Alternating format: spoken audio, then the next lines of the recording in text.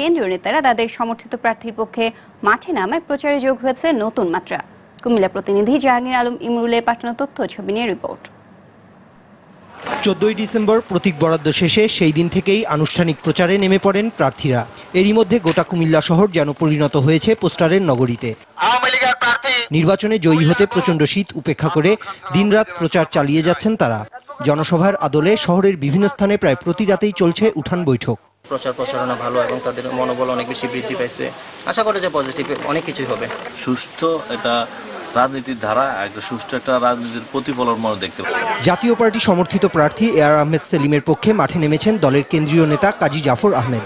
জাতীয় পার্টি দলীয়ভাবে না হলেও জাতীয় পার্টি এআর আহমেদ সেলিমকে সমর্থন করেছে। বৃহত্তর কুমিল্লার সমস্ত উপজেলা সবাই এই নির্বাচন প্রচারে নীরব কর্মী হিসেবে অংশগ্রহণ করে। আওয়ামী লীগ সমর্থিত প্রার্থী আফজল খানের পক্ষেও নির্বাচনী প্রচার চলছে জোরে সোরে। সদর আসনের সংসদ সদস্য আকম বাহাউদ্দিন বাহার ভোট চাইছেন দলীয় প্রার্থীর পক্ষে। শেখ হাসিনার প্রার্থী হিসাবে, দলের প্রার্থী হিসাবে আমি আপনাদের সকলের কাছে অনুরোধ করব, আগামী জানুয়ারি মাসের 5 তারিখে আফজল খানকে ভোট দিয়ে জয়যুক্ত করুন।